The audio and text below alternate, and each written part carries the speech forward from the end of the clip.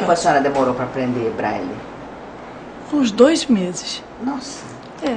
Já? Mas eu era criança. Sim, a criança... Tinha 7 anos. A criança aprende com mais facilidade, É né? verdade. Aí introduzimos... O domínio do código permite a pessoas como Dona Ivone trabalharem no Instituto fazendo a revisão de livros publicados em Braille. Um programa de computador desenvolvido pelo Ministério da Educação permite que se faça transcrição para Braille de qualquer livro escrito na linguagem normal. Para fazer esse trabalho, é preciso que a pessoa que faz a transcrição também leia Braille. A visualização, antes de eu imprimir para o papel, para chegar na mão dela, eu já dou com menos erros possíveis. Então, eu já faço a quebra, tudo direitinho. Por exemplo, aqui tem um separador de um texto para o outro, como se fosse um texto em tinta. Se eu não souber Braille, eu não vou saber, porque aqui em tinta eu não tenho exatamente onde que vai cair. Uma coisa, vamos dizer, que está na minha linha 15 em tinta, em Braille vai estar 2, 3 páginas depois na linha 14. Pisar numa caixa com areia, com sapato sem salto e sapato de salto alto pode ajudar na compreensão. Medir a altura da água. A transcrição é uma parceria. Vanessa vai lendo e Dona Ivone corrige o que está errado, se faltou acento ou a diagramação está ruim. Eu me sinto assim como se eu enxergasse, eu lendo Braille. Então agora, nos supermercados, tem muita coisa escrita em Braille. Eu vou lendo tudo. Eu me sinto tão gente, muito bem mesmo. A imprensa Braille foi criada em 1946 para dar suporte aos alunos do Instituto Benjamin Constant.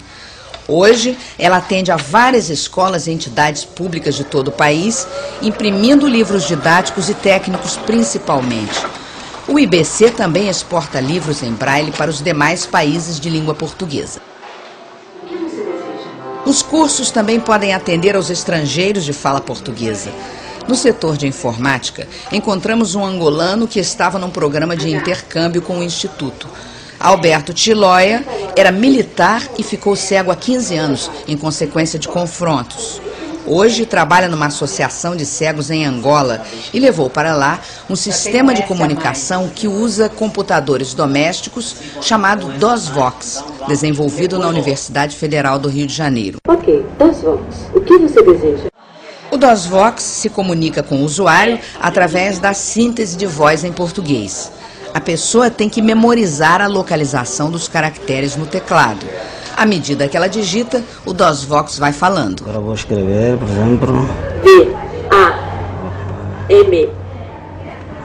Quantos programas tem no DOSVox? Todos são programas de texto? Bom, não. Temos, por exemplo, temos a edição de textos, temos a impressão, temos utilitários falados, temos a rede da internet, temos outros. Sim. O senhor já está bem treinado no DOSVox? Aos 4 meses estou bem treinado. É difícil trabalhar com DOSVox? Bom, nos primeiros dias, quando a pessoa ainda estava na inocência, parecia ser um bicho de 7 cabeças. Mas depois de entrarmos, mergulharmos no sistema DOSVox, vimos que valeu a pena. Não é tão difícil, bastante a paciência e a concentração. O sistema Braille convive bem com as novas tecnologias para facilitar a vida dos deficientes visuais.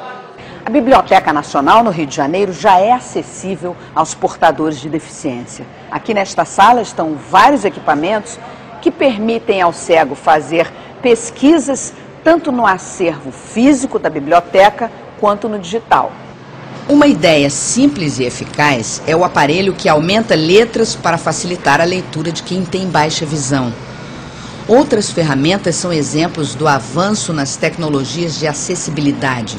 Veja só como funciona esse leitor autônomo.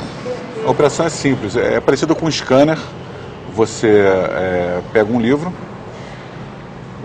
você pode abrir o livro em 2 páginas, se der aqui dentro da área do scanner, ou numa página só, deitando o livro dessa posição.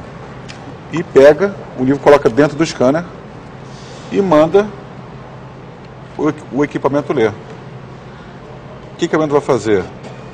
Ele vai ler, vai escanear esse livro todo, vai botar na posição certinha as colunas e linhas, como se estivesse lendo o livro de forma agora horizontal, né? E vai ler frase a frase em português. A vantagem dele é que ele tem duas formas de comunicar. Ou você ouve o livro, vai ter uma voz sintetizada que vai falar o livro, ou ele passa essa informação para uma linha Braille, que é uma linha eletrônica, que como fosse o Braille escrito, né, o Braille impresso, essas célulazinhas aqui vão levantando e abaixando. Então vamos ver na prática como é que funciona essas duas opções aí? Uma segunda-feira, voltando eu para o seminário, vi cair na rua uma senhora. Agora, é claro, é uma leitura assim linear, né? É, linear. Você pode, tem a vantagem que você pode modular a velocidade. Você não tem as nuances, né? Não tem as nuances. Essa voz sintetizada, ela respeita a vírgula, ela respeita os parágrafos, tá? Os travessões e talvez